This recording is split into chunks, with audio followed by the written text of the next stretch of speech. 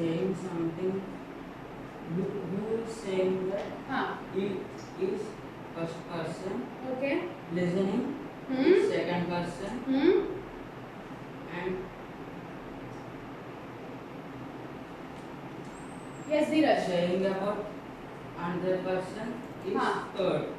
Can you give examples, Dheeraj? Try to give examples.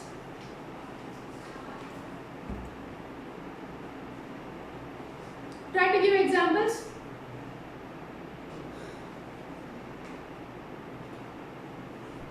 Yeah.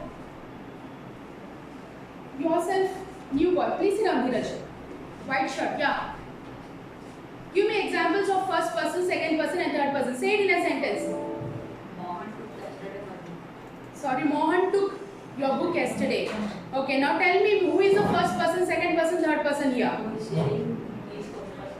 Who is? Saying. Okay. Who is listening he is second person. Okay. Mohan is third person. Mohan is third person. Please sit down. Thank you so much. Yes, children. So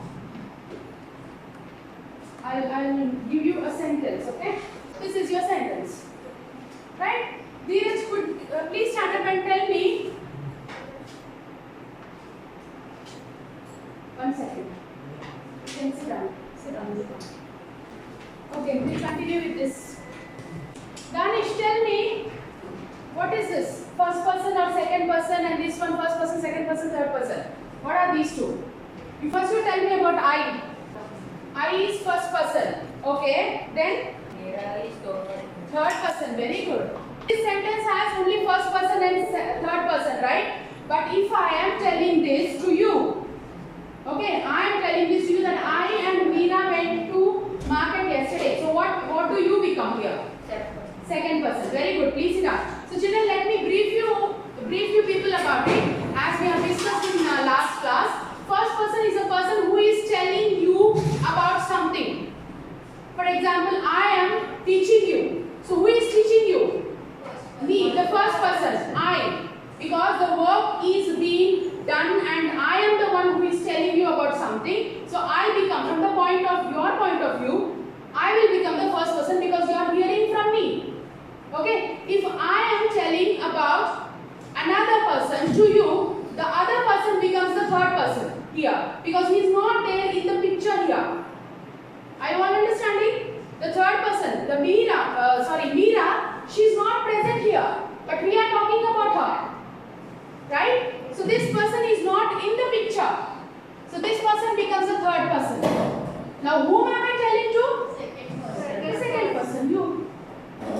Understood? Got it everyone? Yeah, we'll move further. So today we are going to learn the rules. The first rule you people already know.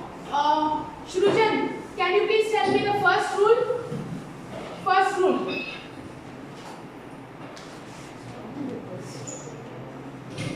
First rule of subject verb concord.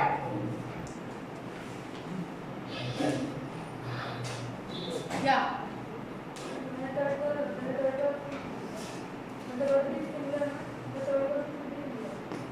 Sorry?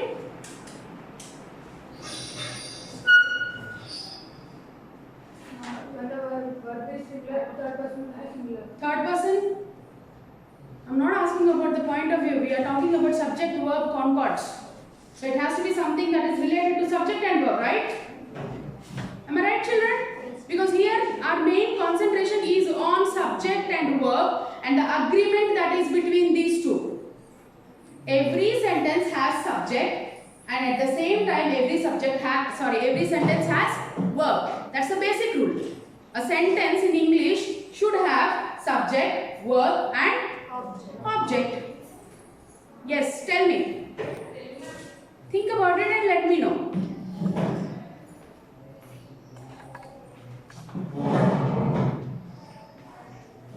Okay, I'll give you a hint.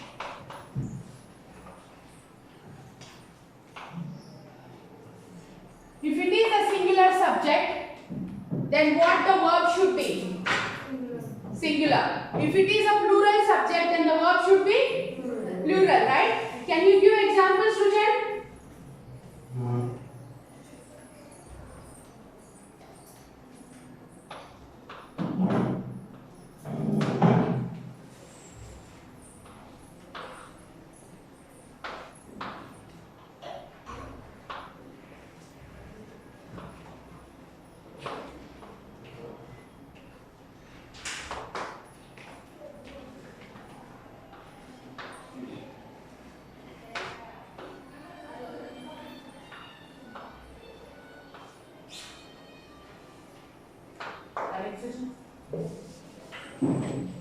Yeah. Yes, please. Yes. First one. What is first one? Tell me. Ship is subject. Yes. Then in which is it in plural or singular form? Plural form. Singular form. Are you able to see this? You are able to see, right? The first sentence is ship sails on water. Second sentence is ships sail on water. Both the sentences are correct. Please sit down. Thank you so much. Both the sentences are correct. Am I right, children? Yes. Because both the sentences are having subject, verb and object. Right? Now, subject here is singular subject. Ship is singular. Only one ship they are talking about. So, your verb, which is a verb here in the first sentence? Sails. Sails, right? So, the verb should always be singular. But you may ask me, ma'am, here yes is there. So, how is it a singular? Right? First bench girl, what's your name, dear? Rushika. Rushika, yes, Rushika. Now, you tell me, how is sails a singular verb? How does that become singular?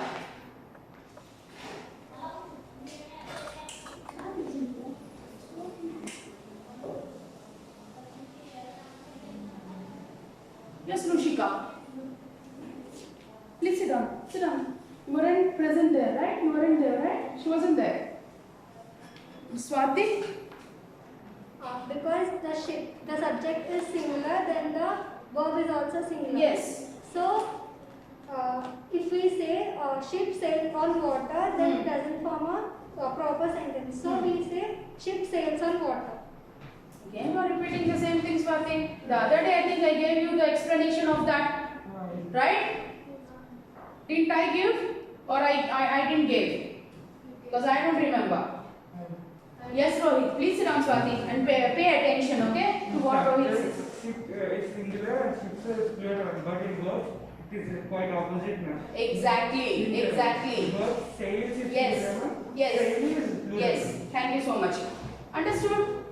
See, children, in subjects or in nouns, you will have this as singular and this as plural. Am I right? Yes. That's what we all have been taught. But when you talk about verbs, it becomes ulta. This is singular and this is plural. Even though it has got s, it is sails, it is singular. But even though this is not having any s, this becomes plural. Understood, everyone? Last page, Ashish, did you understand? Yes. So the first rule says singular subject requires singular verb. What's wrong with this? What's wrong with this?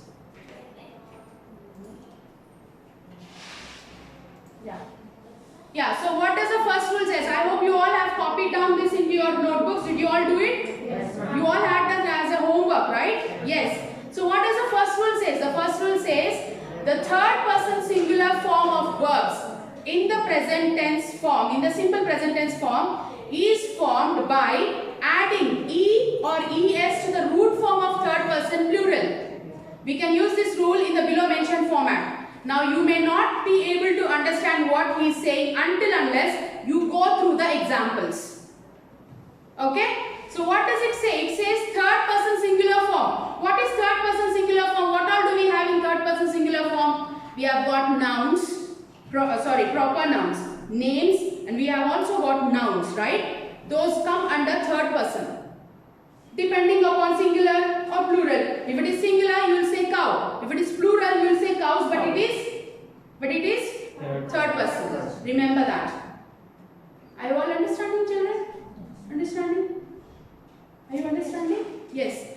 So that is what it says. Third person singular form of verbs in the simple present tense. He is talking about verbs. Third person singular form of, even if you take it as a subject, you will have verbs accordingly, right? So these verbs, the singular form of verbs in third person, when they are present in simple present tense, then they are all formed by adding e or s to the root form of third person plural. Here when you see the cow eats hay, here a cow is third person. So the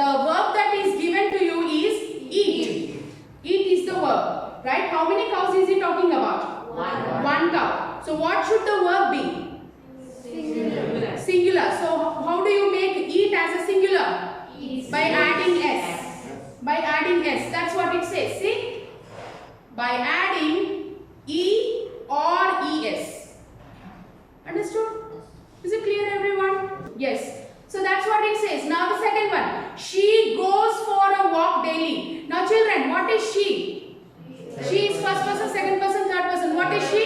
Third person. Very good. So third person singular.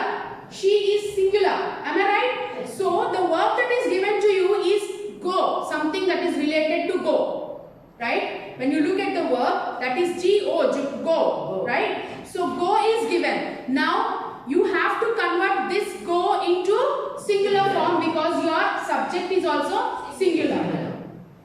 Am I right? Are you all understanding? Yes. So what will you do? You will add es. See here again. Is there a word by this? Oh God, I'm getting all this. Yeah. Do you have a word like that? No, we have a word like this and like this. Right? So as we have learned just now, that verbs, this becomes plural and this becomes singular. So because she is a singular subject, so you will always add G-O-E-S, goes, as a verb. Understood? That's how you will balance this subject-verb concord. Now let us see the other one. My father does not smoke. Single person they are talking about, and my father. This is entirely when you talk about my father, because the person is not present over there, even though it is having the word my. Okay, but they are talking about father who is not present there, it becomes third person. So that when you are talking about third person, obviously the verb has to be singular. That's how you will write does. Now the fourth one, does he drink tea? Again the same case, but this is an interrogative sentence. Am I right? Wherever you get question mark, the sentence becomes interrogative. So in that sentence, does is given. Why? Because it is again he. He is third person singular. Same. Now 5. My friends. Please pay attention here. My friends do not drink. Yes, who can explain me that? Yes, children. Now understood everyone? I hope you all have got an idea. Ashish, explain the fifth one. My friends do not drink. Silence, girls. Friends is the third person. Yes. My Hmm. first person. Mine is first person. Okay. Second person. Okay. Then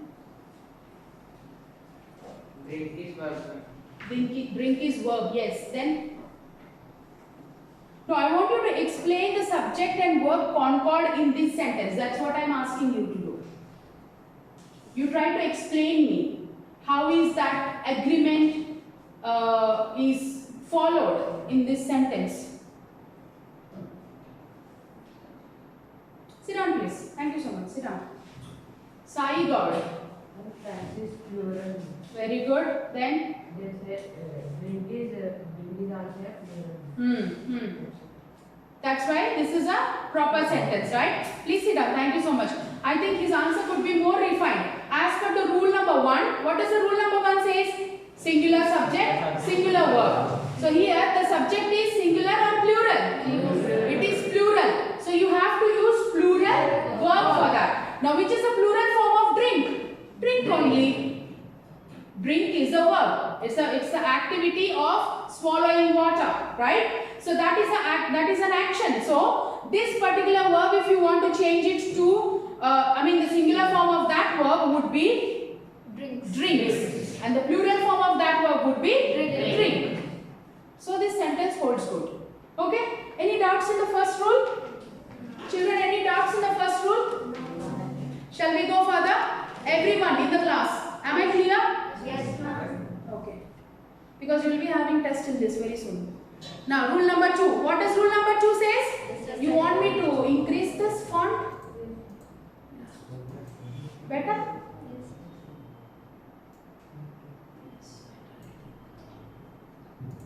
Right, children?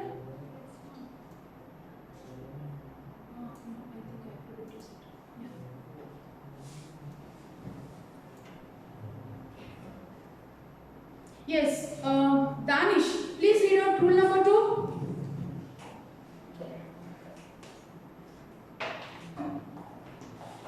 Danish, you can't see properly. You want me to turn off the lights? Okay.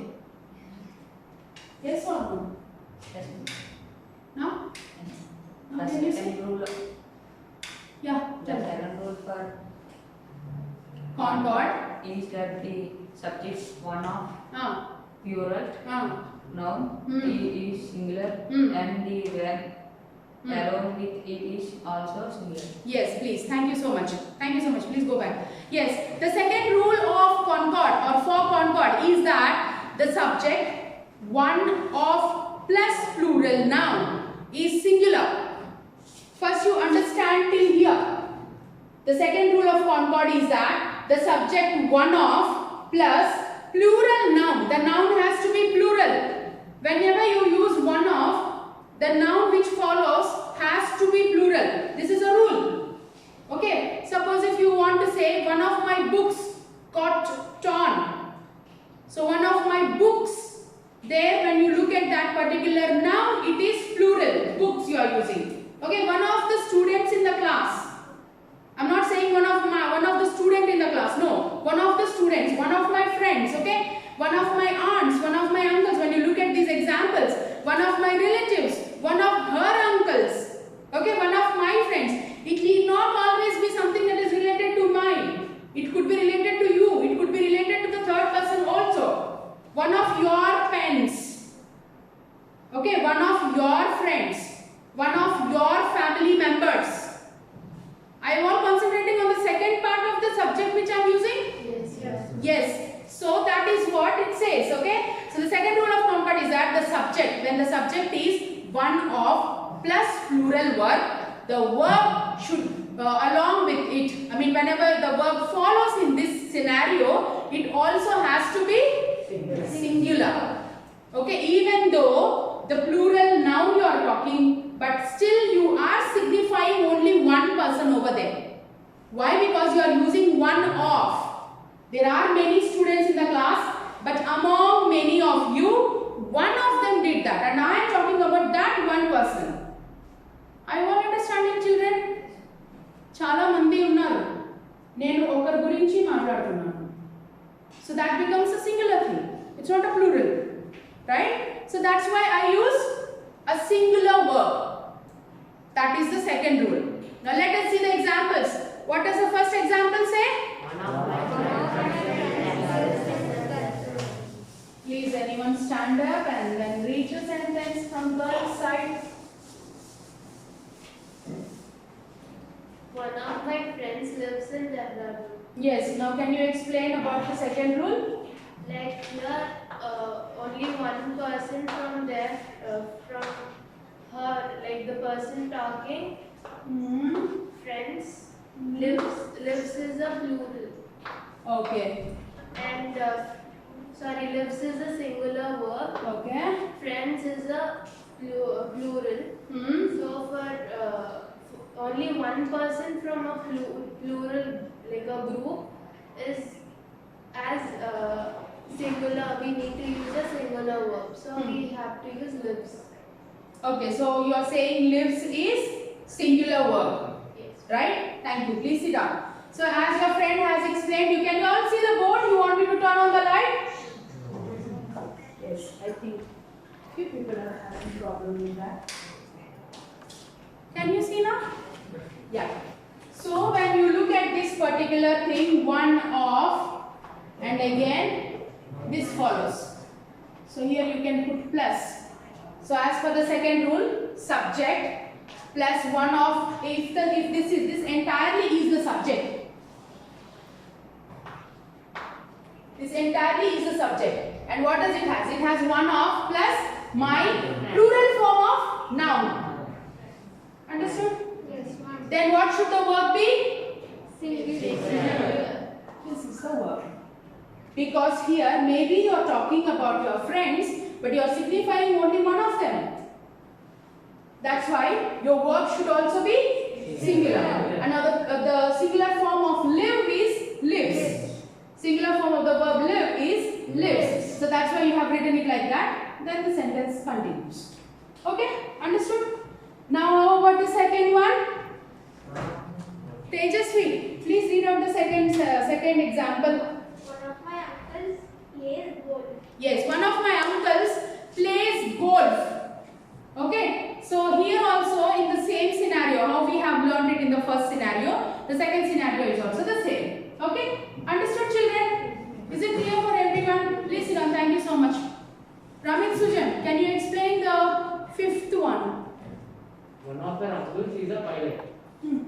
So here one of plus her uncles. Her uncles is a plural noun. Yes. So one of, if we add one of plus plural noun, it will become singular noun. Yes. So is a pilot. Now which is the word there?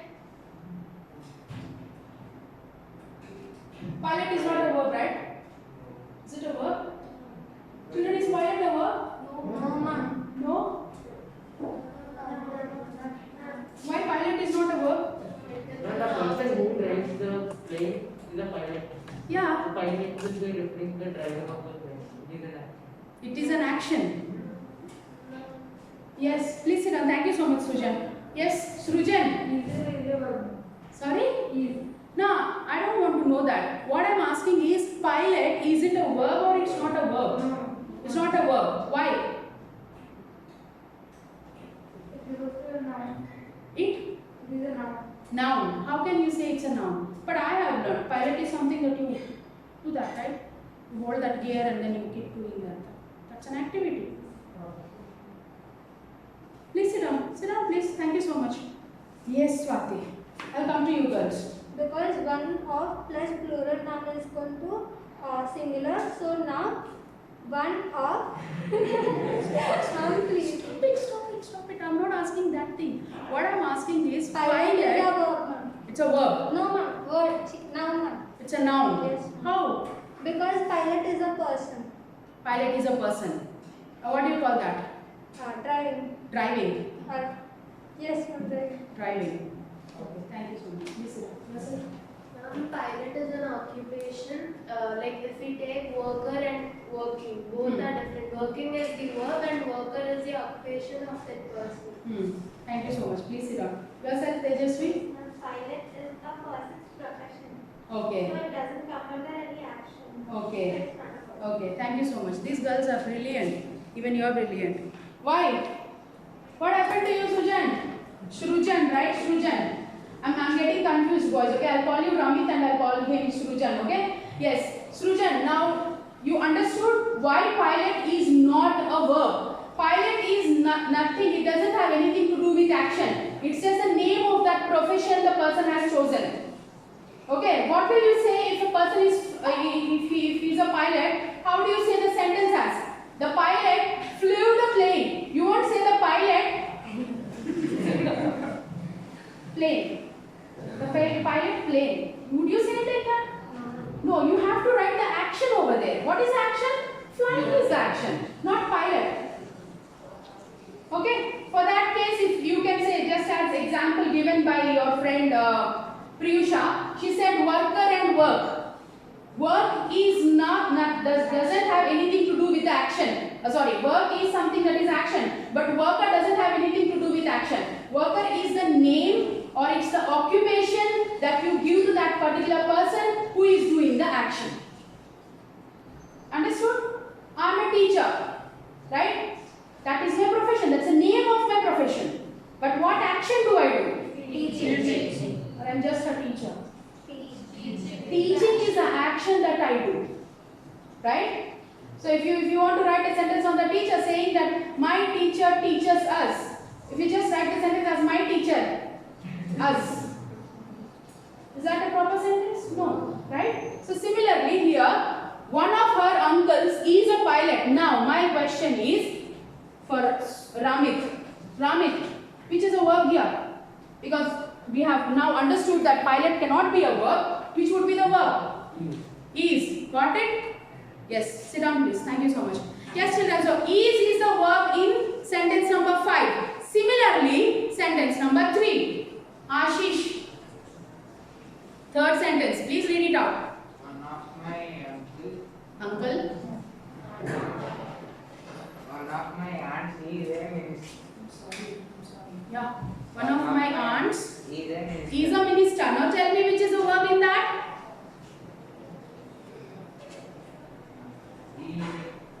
Minister. Which is a verb in that?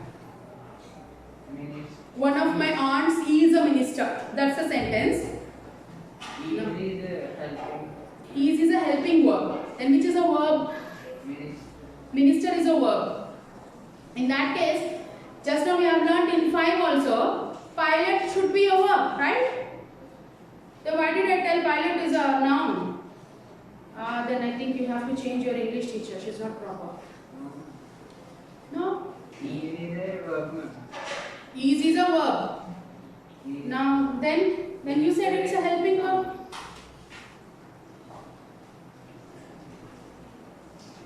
You said it's a helping verb. Sometimes is can be verb also. Very good, very good. Please sit down. Go back to your place. Thank you so much. Please sit down. Now children, you have to pay attention to this. Is could be a helping verb or else it could act as a verb itself. Okay? When is could act as a verb itself is when you are implying to something without any action. Here, he is talking about one of his aunts and he is telling their designation. So he is implying to the designation of that particular person in this scenario. So is a verb in this scenario. Understood? Clear everyone? But is can also be a helping verb. Can you give examples? Lokesh. Huh? Teja. Okay, sorry. Yes.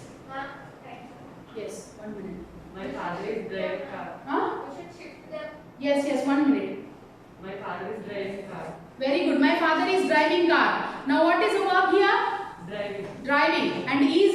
Helping verb. Very good. Very good. Please sit down. Thank you so much.